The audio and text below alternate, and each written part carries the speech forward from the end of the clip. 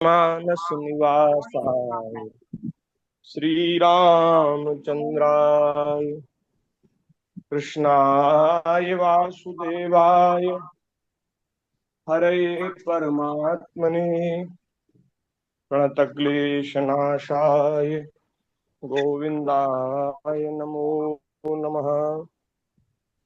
सीतानाथ समारंभां श्रीरामानंदार्य मध्यमाम् अस्मदाचार्य पर्यन्तां वन्दे गुरु परंपराम्। प्रहलाद नारद पराशर पुंडरीक व्यासाम्बरीश शुक शौनक भीष्म दाल्भ्यान् रुक्मांगदार्जुन वसिष्ठ विभीषणादीन् पुण्यानिमान् परम भागवतान् नमामि। चार युगन में भक्त जे तिनके पद की धूरी सर्वसु सिर धरि राखी हूँ मेरी जीवन मुक्ति। भक्त भक्ति भगवंत गुरु चतुर नाम बहु एक इनके पद वंदन किए नाशे विघ्न। श्री राम जय राम जय जय राम श्री राम जय राम जय जय राम श्री राम जय राम जय जय राम श्री राम जय राम जय जय राम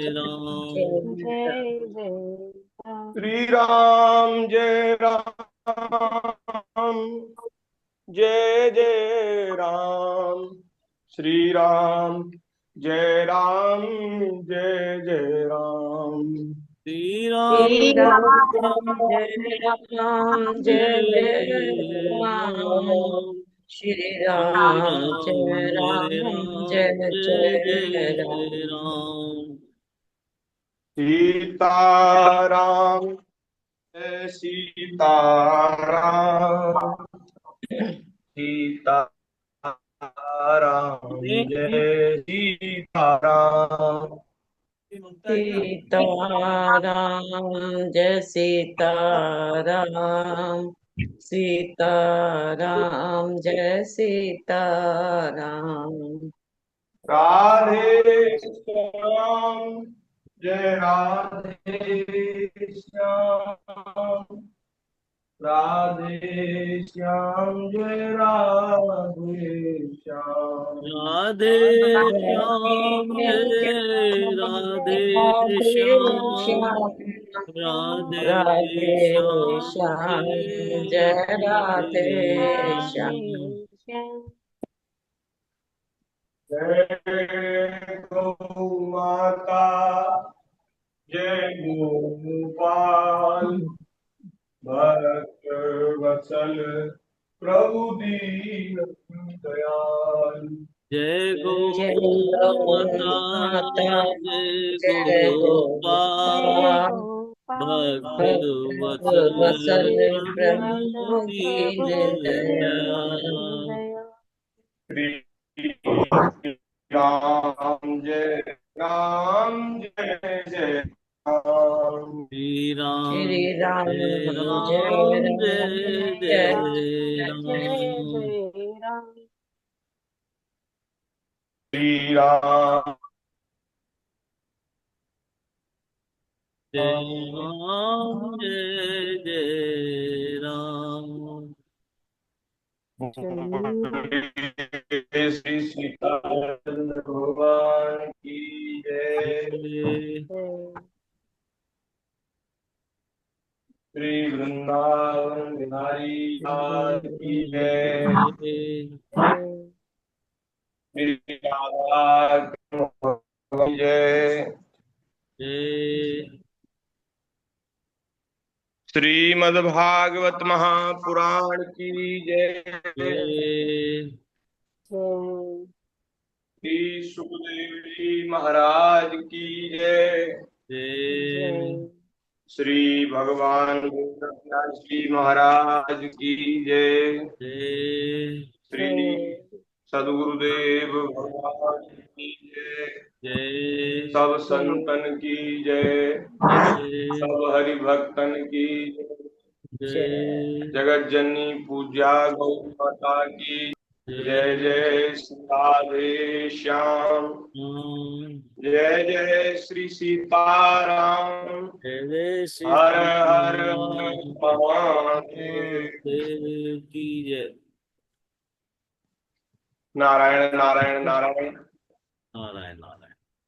भक्त वांछा कल्पतरु भक्त शरणागत दीन बंधु का सिंधु असंख्य कल्याण गुणगण निलय अखंड करुणामय सच्चिदानंद घन मूर्ति आनंद कंद भगवान श्री वृंदावन बिहारी बिहारी जी की कृपा से हम सभी लोगों को श्रीमद् भागवत जी की मंगलमयी कथा श्रवण करने का परम दुर्लभ अवसर। तो भगवान की दया से ऐसा संयोग बना है कि अपने अपने घरों में बैठ के विज्ञान के उपयोग से श्री भागवत जी की मंगलमयी कथा बहुत लंबे समय से सब लोग श्रवण कर रहे हैं और ये अब अपनी पूर्णता की ओर है। भागवत जी में 12 स्कंद हैं, 12 स्कंद हैं, उसमें 11वें स्कंद की चर्चा हम लोग कर रहे हैं। तो 5वां अध्याय एकादश स्कंद का 5वां अध्याय चल रहा था। बड़ा सुंदर ये नव योगीश्वर संवाद जिसकी चर्चा भगवत कृपा से हम लोगों ने श्रवण की। अब उसी में थोड़ी सी चर्चा शेष है, उसको हम कह ले कलयुग में किस प्रकार जन भगवान की स्तुति करते हैं, भगवान की वंदना करते हैं, उन श्लोकों की चर्चा हुई। 2 श्लोक है महाराज, भगवान की स्तुति के 2 श्लोक हैं और इन श्लोकों की बड़ी महिमा है। इन श्लोकों को बोलकर कहकर भगवान की स्तुति करनी चाहिए, भगवान की वंदना करनी चाहिए। वे कौन से हैं? ध्येयं सदा परिभवग्नम भीष्ट दोहम तीर्थास्पदम शिव विरंचिनुतम शरण्यम भृत्यार्तिहं प्रणतपाल भवाब्धिपोतम्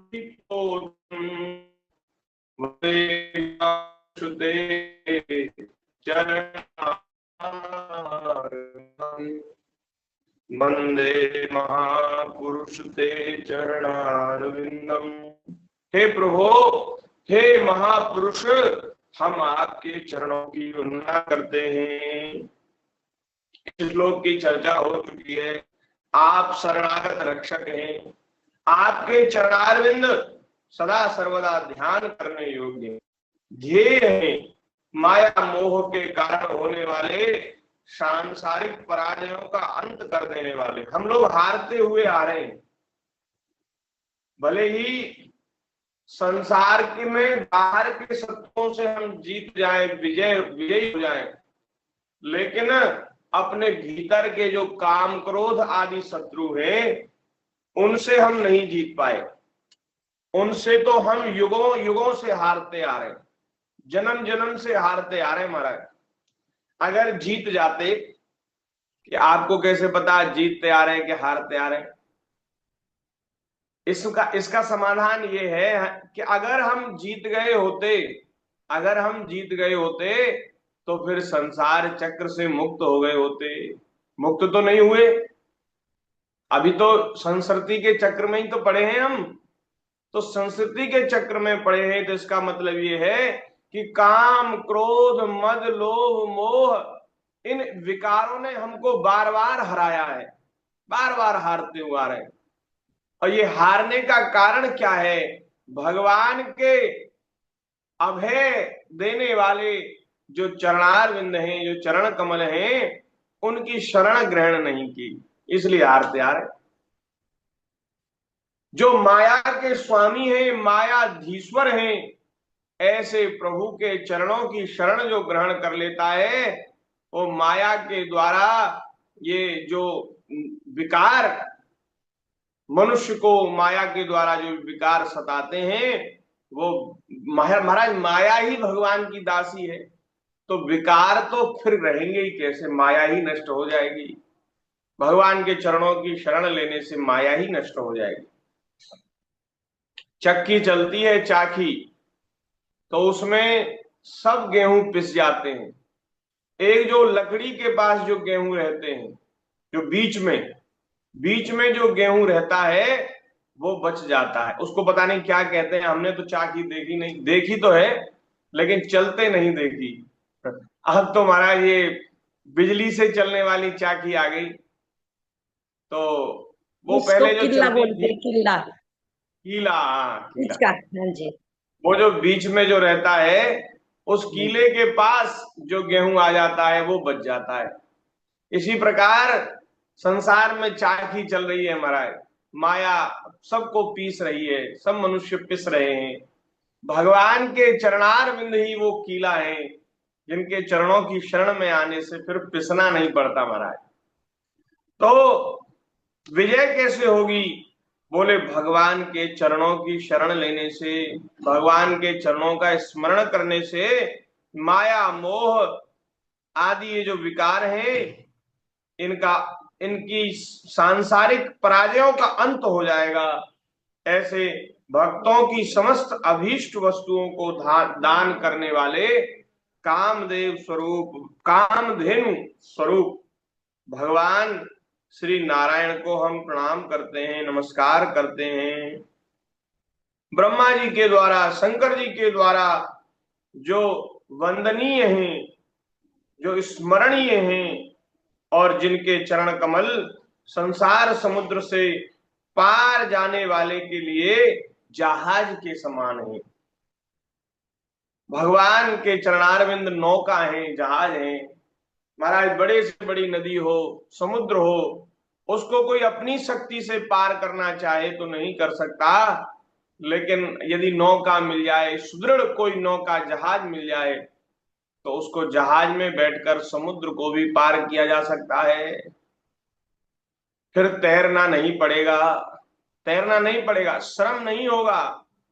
भगवान के चरणों का आश्रय लेने से भव समुद्र से भी पार हो जाता है जी।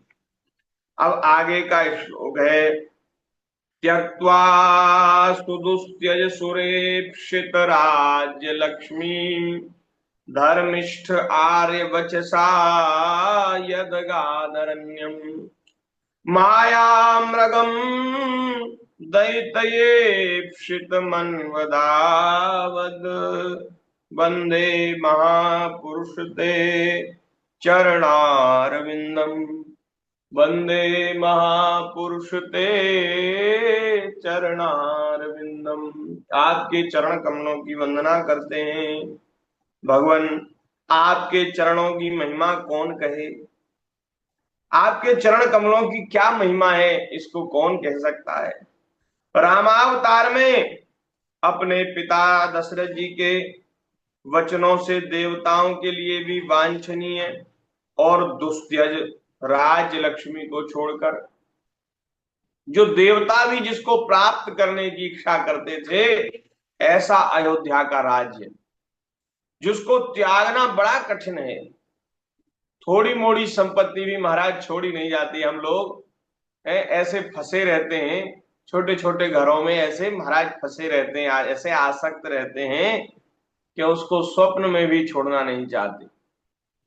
तो अयोध्या का राज्य तो क्या कहना महाराज, चक्रवर्ती सम्राट हैं दशरथ जी, लेकिन दशरथ जी ने जब आज्ञा दी, पिताजी ने आज्ञा दी, तो भगवान ने उस दुस्त्यज, जिसको त्यागना बहुत कठिन है, उसको, उस राज लक्ष्मी को छोड़कर भगवान ने वन में विचरण किया। तो ऐसे भगवान के चरण कमल जो चित्रकूट आदि वनों में विचरण जिन्होंने किया, ऐसे भगवान के चरणों की बड़ी महिमा है। हे प्रभु सचमुच आप धर्मनिष्ठता की सीमा है। धर्मनिष्ठा क्या होती है, मनुष्य के जीवन में धर्म की क्या निष्ठा है, ये तो महाराज श्री राम जी के चरित्र से ही मालूम होता है। और हे महापुरुष, अपनी प्रेयसी सीता जी के चाहने पर जानबूझकर आपके चरण कमल माया मृग के पीछे दौड़ते रहे। सचमुच आप प्रेम की भी सीमा है। राम जी जानते हैं कि ये हिरण सच्चा नहीं है, लेकिन सीता जी हट पड़ गई कि नहीं, आप इस हिरण को मार करके लाइए, इसके चमड़े से आपके लिए आसन बनाएंगी, ये हिरण चाहिए, बहुत सुंदर है इसकी खाल। तो महाराज भगवान जानते हैं कि ये सच्चा मृग नहीं है, लेकिन अपनी प्रियतमा को प्रसन्न करने के लिए ठाकुर जी ने उस हिरण के पीछे दौड़ लगा दी, माया मृग के पीछे दौड़ लगा दी। हे प्रभु आप प्रेम की भी सीमा है, आप धर्म की भी सीमा है, प्रेम की भी सीमा है। हे प्रभु मैं आपके उन्हीं चरणार बिंदों की वंदना करता हूँ। बोलिए भक्त वत्सल भगवान की जय। नव योगीश्वर जी कहते हैं महाराज, इस प्रकार विभिन्न युगों के लोग अपने अपने युग के अनुरूप नाम रूपों के द्वारा विभिन्न प्रकार से भगवान की आराधना करते हैं। इसमें संदेह नहीं कि धर्म अर्थ काम मोक्ष सभी पुरुषार्थों के एकमात्र स्वामी भगवान श्री हरि ही हैं। कलयुग में केवल संकीर्तन ही सारे स्वार्थ और परमार्थ बन जाते हैं। संकीर्तन से ही सारे स्वार्थ और परमार्थ बन जाते हैं। बड़ी से बड़ी उपलब्धि संसार की होए चाहे परलोक की हो, लोकांतर की हो, तो बड़ी सी बड़ी स्थिति वो महाराज भगवान के नाम के कीर्तन से कलयुग में प्राप्त हो जाती। कलयुग में नाम की महाराज बड़ी महिमा है, बहुत महिमा है। भागवत जी में तो अद्भुत महिमा का वर्णन किया है, और अन्य ग्रंथों में भी कलयुग में श्री नाम की बहुत महिमा का गान किया है। तो भैया आप कुछ भी करते हैं, कोई साधन करते हैं, वो सब अच्छा है, बढ़िया है, करना चाहिए, लेकिन यदि आप नाम जप नहीं करते तो फिर उन साधनों से तो बहुत ज्यादा लाभ होने वाला नहीं है। भगवान के नाम के यदि कीर्तन नहीं करते तो महाराज कल्याण में संदेह है, शंका है। हम ये तो नहीं कहेंगे कि कल्याण नहीं होगा, इसकी निष्ठा क्या है पता नहीं, भगवान जाने, लेकिन उसमें बड़ा महाराज कठिनाई है, बहुत कठिनाई। लेकिन यदि संकीर्तन आप करते हैं और साथ में कुछ साधन कुछ और करते हैं तो ठीक है, और नहीं करते तो भी केवल भगवान के नाम के कीर्तन से ही कलिकाल में उद्धार हो जाता है। ऐसी बात महापुरुषों ने कही है। तो नारायण सारे स्वार्थ परमार्थ सिद्ध हो जाते हैं। इसलिए इस युग का गुण जानने वाले सारग्राही श्रेष्ठ पुरुष कलयुग की बड़ी प्रशंसा करते हैं। हम लोग कहते हैं कलयुग बहुत बुरा है, बहुत बुरा है, इसमें ये दोष है, ये दोष है, लेकिन जो महाराज इसकी महिमा जान गए ना कलयुग की, वो कहते हैं कलयुग तो बहुत अच्छा है। क्यों? क्योंकि इसमें भगवान की प्राप्ति बहुत सरल है, बहुत सरल है। भगवान के नाम के कीर्तन से, भगवान के नाम के स्मरण से ही महाराज इसमें कल्याण हो जाता है। नहीं तो आप देखो सतयुग में कैसी कैसी तपस्या करते थे ऋषि मुनि महात्मा, त्रेता में बड़े बड़े यज्ञ किए जाते थे महाराज, हजारों हजारों वर्षों तक यज्ञ चलते थे महाराज, इतने बड़े बड़े यज्ञ होते थे। और द्वापर में भी बहुत कठिनाई से भगवान की प्राप्ति होती थी, लेकिन कलयुग में तो बहुत सुलभ है। कलयुग समयुग आन नहीं, जो नर कर विश्वास, गाय राम गुण गण विमल, भवतर बिनहि प्रयास। भगवान के नाम का कीर्तन करने से, भगवान के गुणों का गान करने से मनुष्य संसार सागर से पार हो जाता है। बहुत सुंदर श्लोक है आगे। नायतः परमो लाभो देहिनां भ्राम्यतामिह यातो यतो विन्देत् परमां शांतिं नश्यति संसृति। ये जो अभिमानी जीव है ये संसार चक्र में अनादिकाल से भटक रहा है। उसके लिए भगवान की लीला गुण और नाम के कीर्तन से बढ़कर और कोई परम लाभ नहीं है। महाराज ये संसार का भटकना भगवान के नाम के कीर्तन से ही मिटेगा। क्या बात है। अनादिकाल से हम लोग संसार चक्र में भटक रहे हैं और अब की बार ऐसा बढ़िया संयोग बना है कि हम सब लोग बैठकर नाम की महिमा सुन रहे हैं। आहा, नाम की महिमा सुन रहे हैं तो 50% तो आपका कल्याण पक्का हो गया। बात तो बन गई। अब आधी बात कैसे रहेगी? बोले महिमा सुन करके कीर्तन में लग जाओ, बस बन गई बात। क्योंकि महाराज भगवान के नाम के कीर्तन से ही संसार में भटकना मिट जाता है और परम शांति का अनुभव होता है। लोग कहते हैं महाराज सब कुछ है लेकिन शांति नहीं है। बोले महाराज शांति कैसे मिलेगी? बहुत हमने महाराज बड़े बड़े लोगों को सुना है, ये हम अनुभव से कह रहे हैं, कोई लिखी पढ़ी बात नहीं कह रहे। हमने बहुत से जो संसार में बड़े प्रतिष्ठित हैं, बहुत सफल माने जा रहे हैं, ऐसे लोगों को हमने सुना है और अनुभव किया है कि वे भी दुखी हैं, अशांत हैं, असंतुष्ट हैं। सब कुछ है, संसार की विषय वस्तु जिसको प्राप्त करने के लिए हम बहुत श्रम कर रहे हैं, बहुत लालायित हो रहे हैं, वो संसार की सब चीज उनके पास है, विषय भोग की सामग्री, लेकिन फिर भी अशांति है। क्यों? क्योंकि भगवान का भजन नहीं करते, कीर्तन नहीं करते महाराज। भगवान के नाम के स्मरण से ही शांति की प्राप्ति होगी। और देखो एक और बात, जिनके पास कुछ नहीं है, संसार की दृष्टि से देखा जाए तो कोई सुख सुविधा नहीं। गिरिराज जी में चले जाओ, गोवर्धन में चले जाओ, वृंदावन में आ जाओ, देखो छोटे छोटे झोपड़ियों में छोटे छोटे कमरे हैं, कुटिया हैं, और उसमें महाराज 4-4 5-5 महात्मा रहते हैं छोटे छोटे कमरों में, और दिन भर बेचारे परिक्रमा करते, भजन करते हैं, और कोई टुकड़ा ब्रजवासियों का मांग कर खा लेते हैं। और उनसे पूछो महाराज के आपको क्या आनंद है? और महाराज बहुत कृपा है, बहुत आनंद है, इतना बढ़िया समय कट रहा है, भगवान का स्मरण हो रहा है, भजन हो रहा है। और जो शरीर में रोग आदि है उस कष्ट की अनुभूति भी उनको नहीं हो रही, उस कष्ट की अनुभूति नहीं हो रही, क्योंकि हृदय में इतना आनंद है कि वो जो शरीर का रोग आदि है उसके सामने फीका पड़ गया, तो उसकी फिर उसका भान ही नहीं रह रहा। तो ये है महाराज, तो भगवान के भजन से ही शांति मिलेगी माता जी, ये बात एकदम पक्की कर लो। भगवान के नाम के कीर्तन से ही शांति मिलेगी और संसार चक्र से भटकना मिल जाएगा। अब तो महाराज इतनी बढ़िया बात ये आ रही है तो थोड़ी देर कीर्तन कर लें, 2 मिनट। श्री कृष्ण गोविंद हरे मुरारे, हे नाथ नारायण वासुदेव।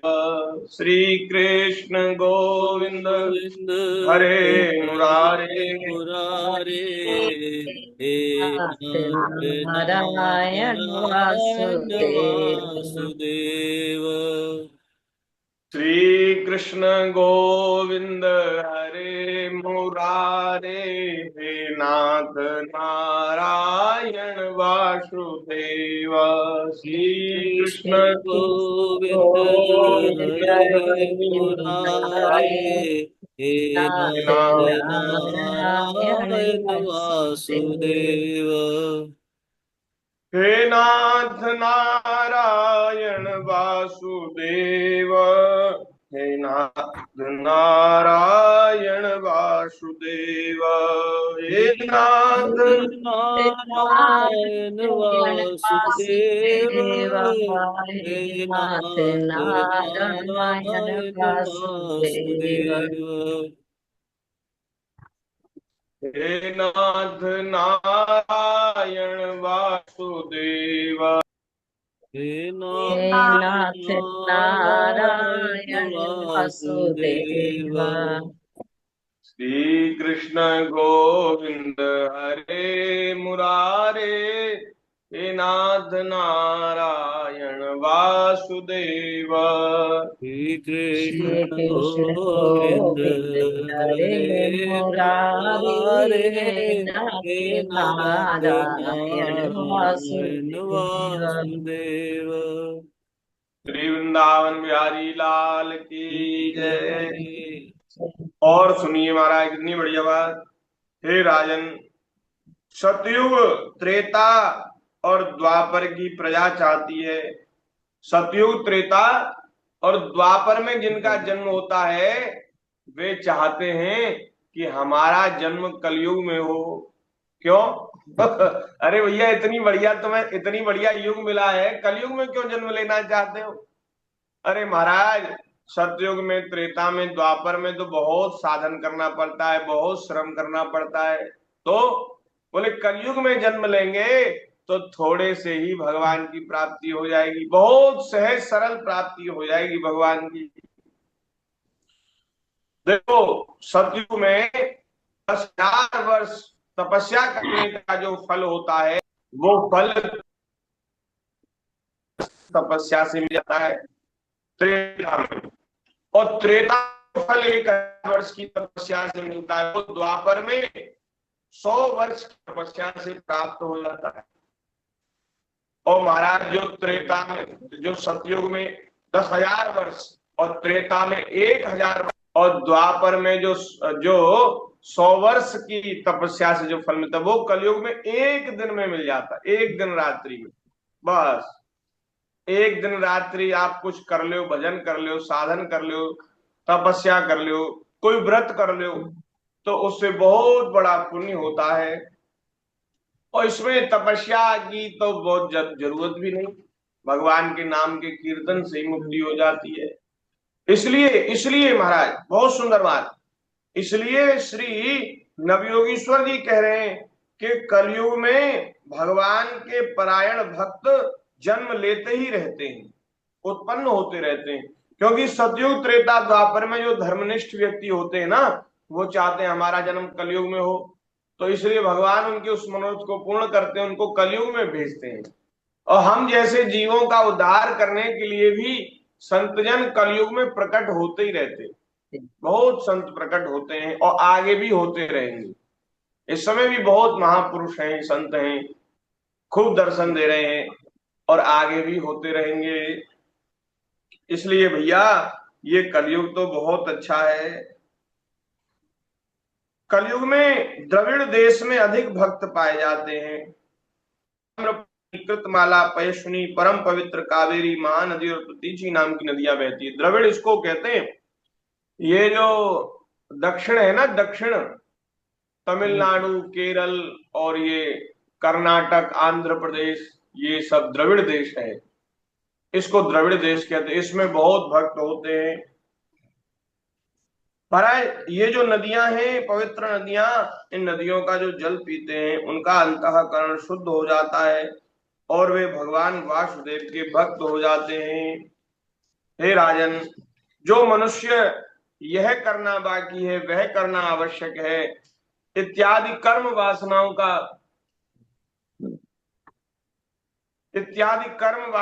का अथवा भेद बुद्धि का परित्याग करके सर्वात्म भाव से शरणागत वत्सल प्रेम के दानी भगवान मुकुंद की शरण में आ गया है, वह देवताओं, ऋषियों, पितरों, प्राणियों, कुटुंबियों, अतिथियों के ऋण से उऋण हो जाता है। वह किसी के अधीन, किसी का सेवक, किसी के बंधन में नहीं रहता। जो भगवान की शरण ले लेता है उस पर फिर किसी का कर्जा नहीं रहता, उसका सारा कर्जा चुक जाता है। भगवान उसका सारा बही खाता एकदम खत्म कर देते, नष्ट कर देते हैं। नहीं तो मनुष्य जब जन्म लेता है तो उस पे 3 ऋण होते हैं। अपने पूर्वजों का ऋण होता है, और महाराज देवताओं का ऋण होता है, ऋषियों का ऋण होता है। पूर्वजों का ऋण इसलिए होता है कि उस वंश में वह उत्पन्न हुआ है। तो अब हम लोग अपने बाप दादा की संपत्ति सब भोग रहे हैं कि नहीं भोग रहे? कुछ ना कुछ तो माता पिता छोड़ करके जाते हैं, और कुछ छोड़ करके ना भी जाएं तो भी ये मनुष्य शरीर उन्होंने हमको दिया है, ये भी तो उनका बड़ा उपकार है। वे निमित्त बने हैं हमारे शरीर के लाने में। माता जी ने, हमारी माता ने कितना कष्ट सहन किया हमको जन्म देने में, और फिर हमको लालन पालन करके, पालन पोषण करके, पढ़ा लिखा करके इस योग्य बनाया कि हम उस अब आज बैठ करके सत्संग श्रवण कर रहे हैं, कुछ कथा सुन रहे हैं, कथा कह रहे हैं। तो माता पिता का ऋण है। और माता पिता के अतिरिक्त हमारे जो पूर्वज हैं उनका भी वंश में उत्पन्न होने वालों पर ऋण रहता है।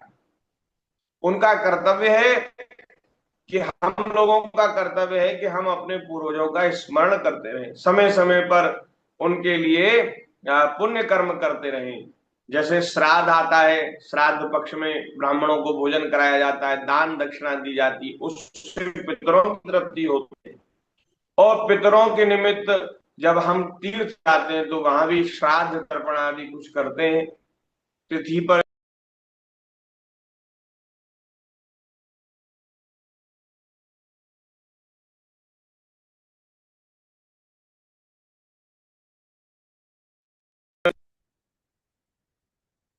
हाँ, तो ऋषियों ने बहुत विचार किया है इसके ऊपर कि मनुष्य का क्या कर्तव्य है।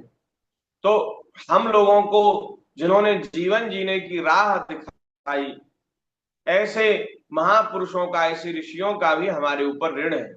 उन्होंने हमारे उद्धार के लिए श्रम किया।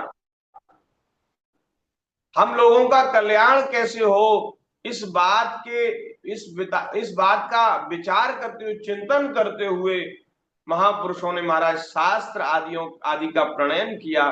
तो उन ऋषियों का भी ऋण है, और देवताओं का ऋण है। देवताओं का ऋण इसलिए है कि हम संसार में आए हैं, तो हम देवताओं के द्वारा जो निर्मित जो प्रकृति है, जो सब संसार की जो वस्तुएं हैं, उनका उपभोग कर रहे हैं। हम जल का उपभोग कर रहे हैं, हम अन्न का उपभोग कर रहे हैं, हम ग्रहण कर रहे हैं, हम पृथ्वी पर रहे हैं, आकाश के नीचे रह रहे हैं। सूर्य देवता का जो प्रकाश है, उस प्रकाश से अपना हम काम चला रहे हैं। देखो बिजली जो हम यूज करते हैं घरों में, बिजली, उसका बिल देना पड़ता है नहीं देना पड़ता? भगवान 2 मिनट। बिजली का बिल भरना पड़ता है ना। हाँ, और से जन्म लिया है तब से अब तक सूर्य का कितना प्रकाश है, सूर्य का कितना प्रकाश दिया है? सूर्य भगवान को बिल भरा। देखो रात भी चंद्रमा प्रकाश करते हैं, बिल्कुल अंधेरा नहीं होने, बहुत अंधेरा नहीं होने। पहले तो, अब तो लाइट चल गई। पहले तो महाराज जब लाइट नहीं थी तो हम छोटे, तो अब तो लाइट आने लगी। पहले बहुत कम लाइट आती थी, रात में घंटा 2 घंटा आई तो आई, नहीं तो नहीं आई। तो चंद्रमा का प्रकाश भी इतना अधिक लगता था कि उसमें सब कुछ साफ दिखता था, स्पष्ट दिखता था। रात में भी महाराज ऐसा प्रकाश रहता था। तो चंद्रमा का प्रकाश ले रहे हैं, सूर्य का प्रकाश ले रहे हैं, औषधियां ले रहे हैं, अन्न ले रहे हैं। अन्न भी, औषधि भी तो ये सूर्य और चंद्र के प्रकाश से ही होती है ना। ये भी तो हवा से, जल से और सूर्य के प्रकाश से ही तो सब औषधि, फल मूल सब प्रकट होता है। तो ये देवता जो है, इनकी बनाई हुई वस्तुएं हम लोग उनका उपयोग कर रहे हैं, उपभोग कर रहे हैं, इसलिए देवताओं का भी ऋण है।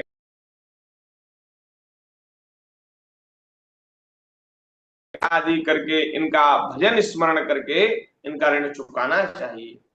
लेकिन भगवान का आश्रय जो ले लेता है उसके ऊपर किसी का ऋण नहीं रहता।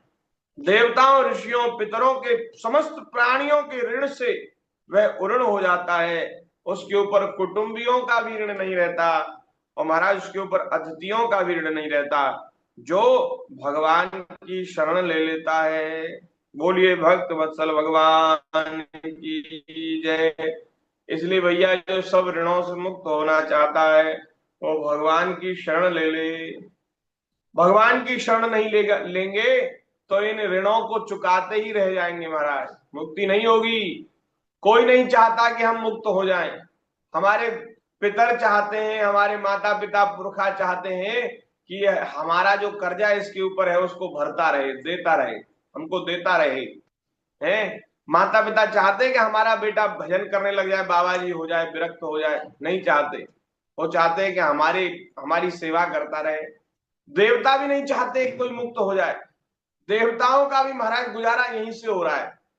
हम पूजन करते हैं, हम अर्चन करते हैं, उनके प्रति हम अपनी श्रद्धा